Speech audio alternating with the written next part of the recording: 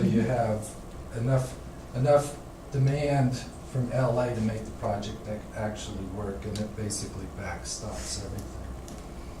The Utah cooperatives like Moon Lake, they have 7%.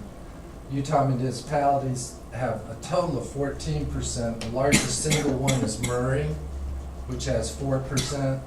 Heber Light has 0.627%.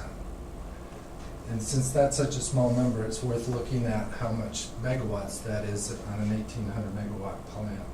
So we have a little over 11 megawatts of power that we can get from the PEP. Currently, there's two different contracts. There's a power sales contract, which is the contract under which the power is purchased from IPA. And all of these entities have power sales contracts. The Utah municipalities also have what's called an excess power sales contract. And that's what makes this project somewhat unique, or very unique really, is that the Utah municipalities, even though they're contractually obligated under the power sales contract to take this percentage interest, they also have a contract with the California purchasers where we can lay off excess power and require them to purchase our share. So historically, very little of this 14% has been actually used in Utah. Most of it's been laid off to the California purchasers. So since 1987, and I don't know what the percentage would be, probably less than 10% has actually been used in Utah. So most of it's gone to California. The good news for Utah on that is the California purchasers pay taxes. We get a lot of benefits from that. So you have a power sales contract and an excess power sales contract. The other thing about the contract, though, is that it requires that the power plant be a coal power plant. And the other thing that's interesting about the contract is it terminates in 2027. The reason why the coal power plant limitation is important is that California can't use coal after 2027. So they're faced with the prospect of having a coal power plant. The contracts are going to terminate in 2027, and they can't use coal generated or electricity from coal power plants. So as a result, what happened was that the Californians came up with a proposal to convert the coal power plant to a 1,200 megawatt cycle natural gas plant. Okay.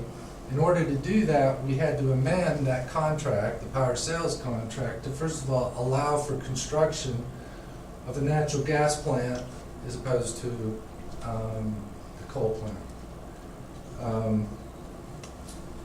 And I mentioned that you have to suffer a certain amount to get certain contracts done. Well, you'll see that we've suffered a great deal with respect to these because it sounds goofy when I started putting it in an outline, but the way it's structured is that we've amended the power sales contract, and that's already been approved. So all of the purchasers have approved construction of a 200 megawatt natural gas power plant. However, if you remember, this power sales contract ends in 2027, and I didn't tell you this yet, but the power plant won't be built till 2025. So we need a contract that goes from 2027 for the life of the new natural gas power plant. The way we've done that is we attach to the amended power sales contract a form renewal power sales contract, or what you may want to call it as the natural gas contract. And that provides for the operation of the natural gas plant and the sale of the power to the participants, and it also has its own excess power sales contract, which allows the Utahns to lay off portions of their entitlement shares. But these are simply exhibits to this contract. These have not been signed yet. Okay? So, but we know what they're going to look like, and we know basically the terms under which after from 2027 to 2027 to 2077, this is what the deal will be. The next thing that the contract did was set up a procedure for subscribing to the renewal power sales contracts. And there's basically three rounds of subscriptions. The first round is, remember I told you that we have 0.687%? Get that off. Okay, so in the first round of subscriptions, you're allowed to subscribe for your current percentage in the new plan. You're not required to, but you may.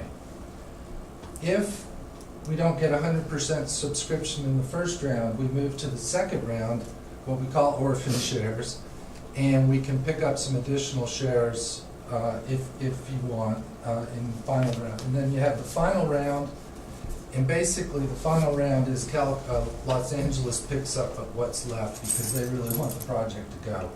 And so that's the way it would sort of end. The first round, Joe, there'd be more shares than there is capability. If we each entered into the first round with our current shares, we'd exceed that 1,200 megawatt by. No, because our shares are a percent. Oh, percent of, okay. It's not a All right. megawatt, it's a percent. All So, oops. Okay, so,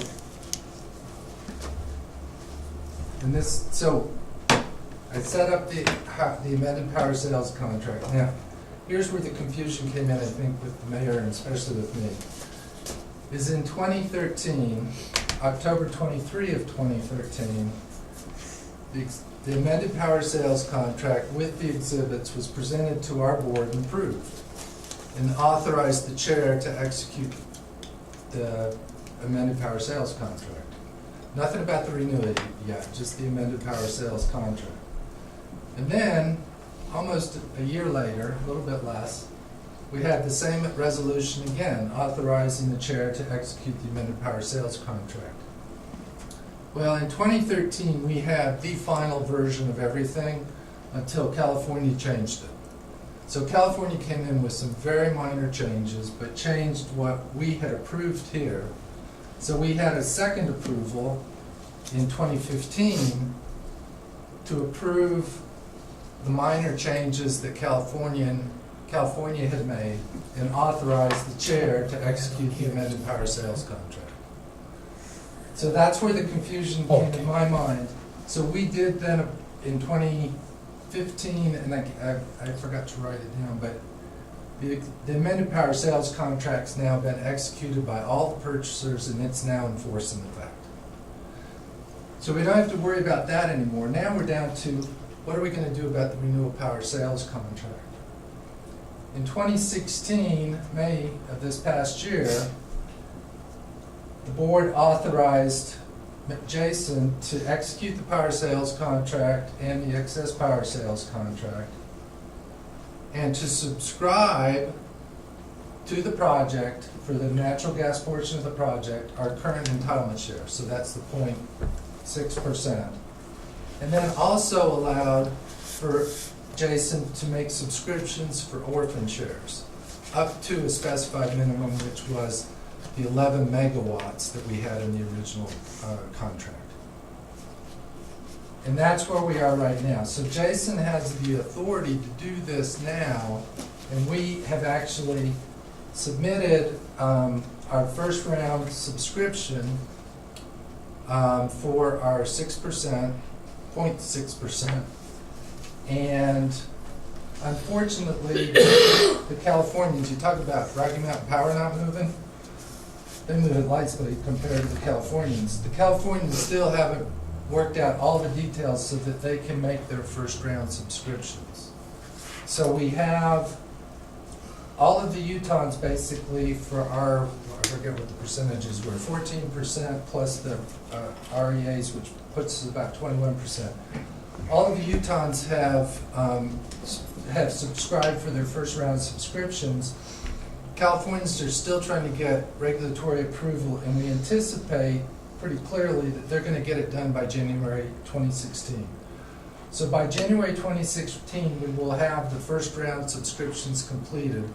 There will be some orphan shares. The orphan shares on the Utah side are very small. I mean, it's like 0.02% or something. very small amount. Californians have about 20%, give or take. And like I said, LA's gonna swoop that up. So what the concept is that on January 16th of 2017, the first round subscription will end. The next day, we're gonna do the second round subscription and have everything teed up in advance so that we have simultaneous closing, basically. And so everything will be subscribed. Oops, I put 16, that should be 17. So everything will be subscribed as of January, and the project will be fully subscribed at that point. Now, if there's a problem with the subscriptions out of California, then there could be some further delays there, but we anticipate that within January, February timeframe work, that this will be fully subscribed. The renewal power sales contract will then become effective, and we will formally go ahead and begin construction, and, well, it's not construction, but planning and design of the natural gas power plant. So that's where we are, and it should occur early in 2017. The one thing to be aware of is that even though the contracts haven't become formally signed, there's been monthly meetings about how the project should be designed. They've let out contracts for engineers. There's a lot of stuff that's already occurred because they really can't delay too much longer if they're going to get it done by 2027. It's going to take that long to complete it. So anyway, that's where we're at. We have the executed power sales contract, and we'll very soon have the renewal power sales contract, which will include our subscription in the new natural gas plant. Thanks, Jim. That was better answered than I gave you. A little more detailed, but there was a previous board for this board came in and approved some of this. Right, So right. That's where the part is kind of confusing. Anything else, Jason, on your end, the general manager? Jake is gonna give you an update on the power transformer in jailhouse, So we, since the last board meeting, we talked, Heber Power did a bunch of testing on the transformer, and then we decided to hire a contractor, a testing contractor. We were having some weird results coming in with our test equipment, and we don't own the test equipment we needed to do all the tests. We hired Emerson, they're a testing company. They came in and did a gamut of testing, and it was decided that there's not an issue with the transformer that we can find that would lead us not to put it back online. So we're going to order a new rapid pressure relay, and it'll take a week to get. We'll put it back together and put it back online. So that's the plan at this point in time. I've also talked to the engineer. I talked to him today about the trip issue. We're gonna work that out a little bit. Probably what we'll end up doing, especially on that unit, is put a alarm in its place rather than a trip, and we'll kind of go that route. That's kind of where the industry's kind of going with that relay. So that if you have that alarm, you can go out and take it offline and do the testing. It doesn't automatically take it offline when it trips, it lets you determine if it needs. It does now.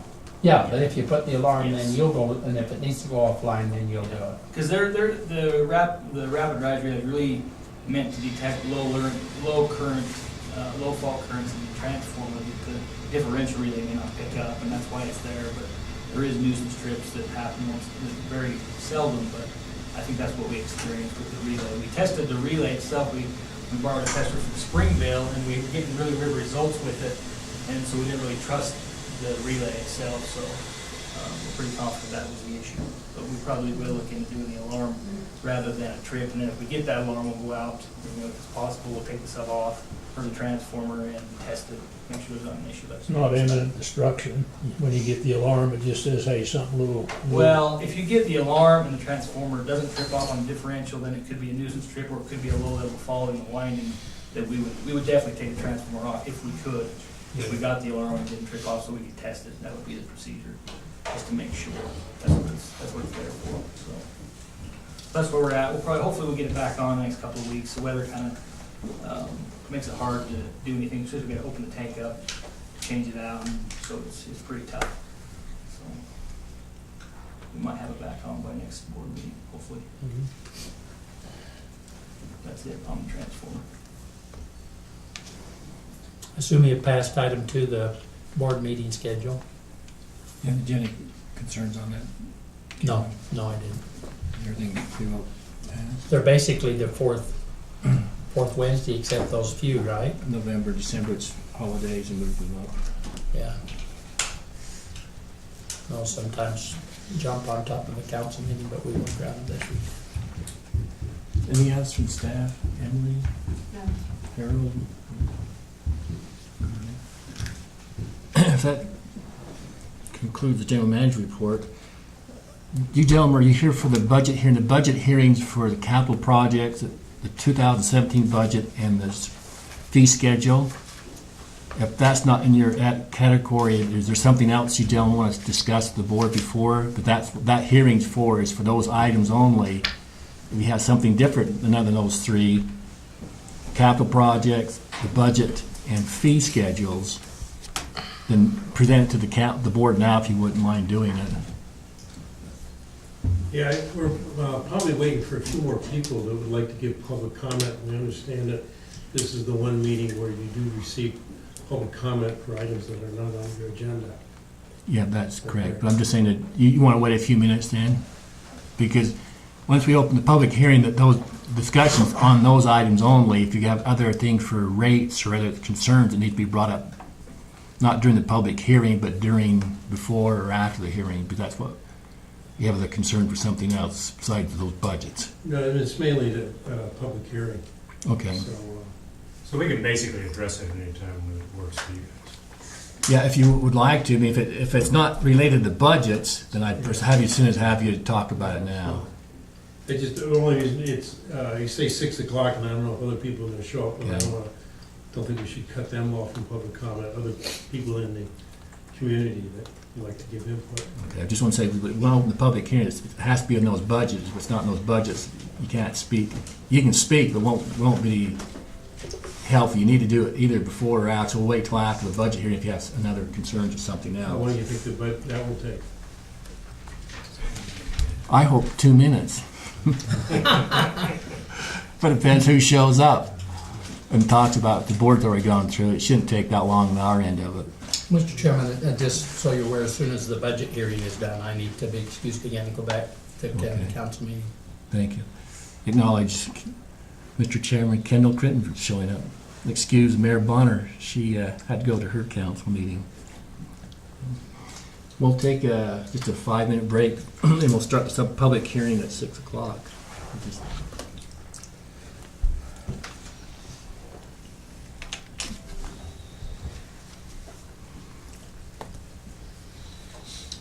So you, I know Paul, the rest of you, all together in the group, or? No, we're just concerned citizens of Utah. But,